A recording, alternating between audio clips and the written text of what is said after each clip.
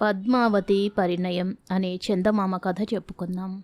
పంచపాండవుల సంతతివాడైన వత్సదేశపు రాజు ఉదయనుడు తన మంత్రి అయిన యౌగంధరాయనుడి సహాయంతో ఉజ్జయిని రాజకుమార్తె వాసవదత్త దేవిని పెళ్లి చేసుకున్నాడు.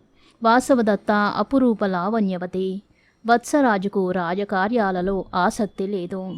మొదటి నుంచి అతనికి సంగీతమందు వేటయందు మక్కువ జాస్తి. ఇప్పుడు వాసవదత్తాదేవి అతని మనస్సును పూర్తిగా ఆక్రమించింది. అందుచేత రాజు రాజ్యభారమంతా మంత్రి అయిన యౌగంధరాయనుడిపైన, సేనాపతి అయిన రుణన్వతుడిపైన వేసి వాసవదత్తాదేవిని వెంటపుచ్చుకొని వేటలోనూ విలాసాలలోనూ మునిగి తేలసాగాడు. ఒకప్పుడు చంద్రవంశపు రాజులు హస్తినాపురం రాజధానిగా పెట్టుకొని భారతదేశమంతా ఏలారు. కానీ ఉదయనుడి కాలానికి సామ్రాజ్యమంతా పోయి వత్సదేశం మాత్రమే మిగిలింది. రాజును భోగలాలసత నుంచి మరల్చకపోయినట్టయితే ఈ ఉన్నది కూడా ఊడిపోతుందని యౌగంధరాయనుడు భయపడ్డాడు. ఆయన ఒక రాత్రి రుమన్వతుణ్ణి తన ఇంటికి భోజనానికి పిలిచి కర్తవ్యం గురించి చర్చించాడు. యౌగంధరాయనుడు అంతకు పూర్వమే ఒక ఆలోచన చేశాడు. అదేమంటే ఉదయనుడి శత్రువర్గానికి చెందిన వారిలో మగధరాజు ప్రద్యోతుడు.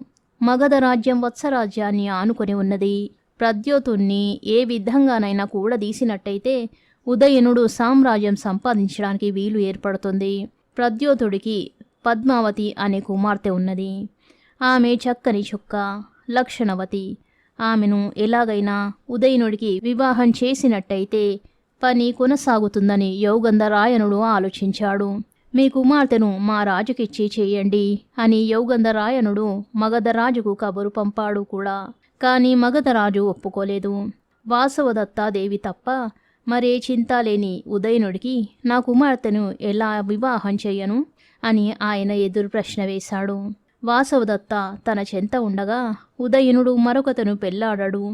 అతడికి రాజ్యలాభం కలగాలంటే ఉదయనుడి నుంచి వాసవదత్తను వేరు చేసి తీరాలి. దానికి కూడా ఒక ఉపాయం ఆలోచించాడు యౌగంధరాయనుడు. రాజు దూరంగా ఉన్న సమయంలో వాసవదత్త చనిపోయినట్టు సాక్ష్యం సృష్టించి ఉదయనుణ్ణి పద్మావతితో వివాహానికి ఒప్పించాలి. వివాహం అయ్యేదాకా వాసవదత్తను ఎక్కడైనా దాచి ఉంచాలి. ఈ ఉపాయం విని రుణమన్వంతుడు నివ్వేరపోయాడు. వాసవదత్త చనిపోయిందంటే ఉదయనుడు మతిభ్రష్టుడు కావచ్చు, మరణించను వచ్చు. పైగా ఈ ఆలోచనకు వాసవదత్తాదేవి అంగీకరించాలి. ఆమె అన్నగారైన గోపాలకుడికి కూడా నిజం తెలిపి ఉంచడం మంచిది అని సలహా ఇచ్చాడు రుమన్వతుడు. ఎవరికి ఏ ఆపద రాకుండానే గ్రంథం నడిపిస్తానని అభయమిచ్చి యౌగంధరాయనుడు ఉపక్రమించాడు. గోపాలకుణ్ణి పిలిపించి అతనితో రహస్యంగా అంతా చెప్పి ముందుగానే ఒప్పించారు. మర్నాడు యౌగంధరాయనుడు ఉదయనుడి వద్దకు పోయి, దేవా, మనం లావానకం పోదాం. అది మన రాజ్యానికి పొలిమేర. చాలా సుందరమైన ప్రదేశం, అద్భుతమైన వేట, భూములున్నాయి. అదీగాక అక్కడి ప్రజలను మగధరాజు పీడిస్తున్నాడట. వెళ్ళి విచారించడం మన ధర్మం అన్నాడు. ఉదయనుడు వాసవదత్తతోనూ గోపాలకుడితోనూ పరివారంతోనూ లావానకానికి బయలుదేరాడు. యౌగంధరాయనుడు, వసంతకుడు మొదలైన వారు కూడా వెంట వెళ్లారు. అక్కడికి పోయినది మొదలు ఉదయనుడు వేట పిచ్చిలో పడిపోయాడు. ఒకనాడు రాజు చాలా దూరాన గల వేటభూమికి వెళ్ళి ఉన్న సమయంలో యౌగంధరాయనుడు వాసవదత్త వద్దకు వెళ్ళి తన పన్నాగం ఆమెకు వెల్లడించాడు. తాను చనిపోయినట్టు నటించి రాజుకు బాధ కలిగించడము, కొంతకాలం వియోగం అనుభవించడము వాసవదత్తకు దుర్భరంగా తోచింది. అయినప్పటికీ యౌగంధరాయనుడిపై గల గురుభావం చేత తన భర్తకు సామ్రాజ్య ప్రాప్తి కలుగుతుందనే నమ్మకం చేత వాసవదత్త యౌగంధరాయనుడు చెప్పిన దానికి ఒప్పుకున్నది. యౌగంధరాయనుడు వాసవదత్త చేత బ్రాహ్మణ స్త్రీ వేషం ధరింపజేశాడు. వాసంతకుణ్ణి ఒంటి కన్నుగల బ్రాహ్మణుడిగా బ్రహ్మచారిగా తయారు చేశాడు. తానొక ముసలి బ్రాహ్మణ వేషం వేసుకున్నాడు. ముగ్గురు బయలుదేరి పొలిమేర దాటి మగధకు ప్రయాణమయ్యారు. వారు వెళ్ళగానే రుమన్వంతుడు వాసవదత్త ఉండే ఇంటికి నిప్పు పెట్టాడు.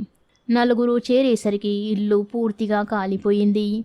వాసవదత్తాదేవి, వసంతకుడు అందులో కాలిపోయారని రుమన్వంతుడు దుఃఖంతో చెప్పాడు. అందరూ శోకాలు పెట్టారు.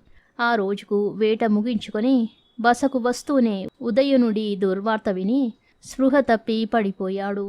తిరిగి స్మారకం వచ్చాక ఉదయనుడు తన ప్రియ భార్య కోసం ఎంతగా దుఃఖించి ఉంటాడో తెలియదు గాని వాసవదత్త సోదరుడైన గోపాలకుడు తన చెల్లెలి మరణ వార్తకు కొద్దిపాటి విచారమే కనబరచడం చేత ఉదయనుడు తన దుఃఖాన్ని అణుచుకోవలసిన వాడయినాడు.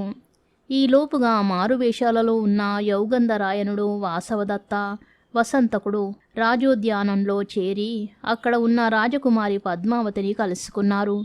ఆమెతో యౌగంధరాయనుడు ఈ విధంగా చెప్పాడు. అమ్మా, ఈమె నా కుమార్తె అవంతిక. దీని భర్త దురలవాట్లకు లోనై దీనిని విడిచిపెట్టి దేశాల మీద పోయాడు. నేను వాణ్ణి వెతికి తెచ్చేదాకా దీనిని నీ వద్ద ఉంచుకొని పుణ్యం కట్టుకో. నా కుమారుడు కూడా దాని వద్దనే తోడుగా ఉంటాడు. అసలే దుఃఖితురాలై ఉన్న వాసవదత్తను ఆమె సౌందర్యాన్ని చూడగానే పద్మావతి హృదయం కరిగిపోయింది. ఆమెను తన వద్ద ఉంచుకోవడానికి పద్మావతి ఒప్పుకున్నది. కార్యం సానుకూలమై యౌగంధరాయనుడు వెళ్ళిపోయాడు. వాసవదత్త వసంతకుడితో పాటు పద్మావతి వెంట అంతఃపురానికి వెళ్ళింది. ఆమె మనసు అప్పుడే తన భర్త కొరకు తప్పించసాగింది. కానీ ఆమె అంతఃపురంలో సీతాదేవి చిత్తరు చూసి ఆ మహాతల్లి వియోగం ముందు నాదెంత అని మనసును నిగ్రహించుకున్నది. కొద్ది రోజులు గడిచాక యౌగంధరాయనుడు మగధరాజుకు కబురు చేశాడు. లావానకమందు వాసవదత్తాదేవిని పోగొట్టుకున్నది మొదలు మా రాజు శోక సముద్రంలో మునిగి ఉన్నాడు.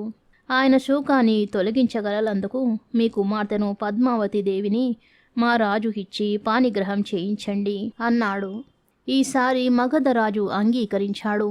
ఉదయనుడు తన అల్లుడవుతాడని గర్వించాడు కూడా. వారం రోజుల్లో శుభముహూర్తం ఏర్పాటు చేశారు. ఈ వార్త వినగానే పద్మావతి ఆనందానికి, వాసవదత్త దుఃఖానికి మేరలేదు. దేవి, విచారించకు. ఈ వివాహంతో శత్రువు మిత్రుడవుతున్నాడు. ఇక మహారాజు గారంటారా, నీపై ఆయన ప్రేమ ఎన్నటికీ మారదు అని వసంతకుడు వాసవదత్తను ఊరడించాడు. సరిగ్గా ముహూర్తానికి ఉదయనుడు సపరివారంగా వచ్చి చేరాడు. మహావైభవంగా వివాహం జరిగిపోయింది. అగ్నిసాక్షిగా ఉదయనుడు పద్మావతిని వివాహమాడే సమయంలోనే యౌగంధరాయనుడు మగధరాజు చేత వత్సదేశపు రాజుకు శాశ్వత మైత్రి ప్రమాణం కూడా చేయించాడు. రాజగృహమంతా కలకలలాడుతూ సందడిగా వైభవంగా ఆనంద సముద్రంలో తేలి ఆడుతుంటే వాసవదత్తాదేవి ఏమూలో దాగి ఉండి వివాహం నిర్విఘ్నంగా కొనసాగనిచ్చింది. పెళ్లి పూర్తి కాగానే ఉదయనుడు తన నూతన వధువుతో లావానకానికి తిరిగి వచ్చేశాడు. పద్మావతి పరివారంతో పాటు అందరికీ వెనుకగా వాసవదత్త కూడా వచ్చేసింది. వత్సరాజైన ఉదయనుడు పద్మావతిని పెళ్లాడాడే గాని అతను వాసవదత్తను ఒక్క క్షణమైనా మరవలేదు. భర్త యొక్క మనస్థితి ఊహించినదై వాసవదత్త పద్మావతికి తనలాగే పూలు ముడిచి తిలకం దిద్ది భర్త వద్దకు పంపి తాను తన అన్నగారైన గోపాలకుడుండే విడిదికి పోయింది.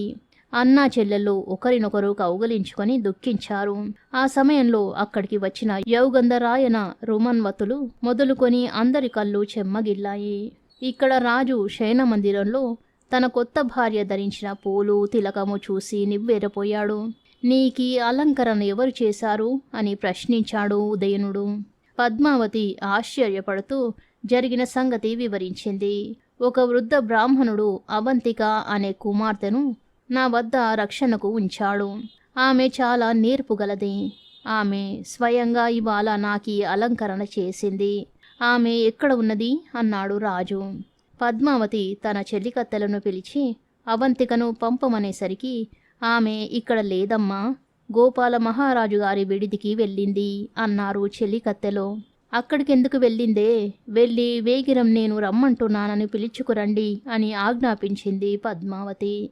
ఈ అవంతిక గోపాలుడిది విడిదికి వెళ్ళిందనేసరికి ఉదయనుడి సందేహం మరింత ఎక్కువైంది.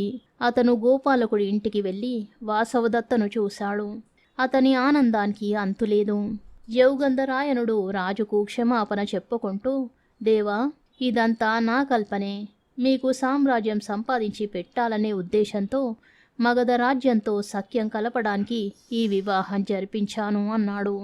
అలా అనకండి. నేను రాజ్యభారాన్ని తోసుకు తిరిగినప్పటికీ దానివల్ల నష్టం కలగకుండా నన్ను మీరు కనిపెట్టి ఉన్నందుకు కృతజ్ఞుణ్ణి అన్నాడు వత్సరాజు.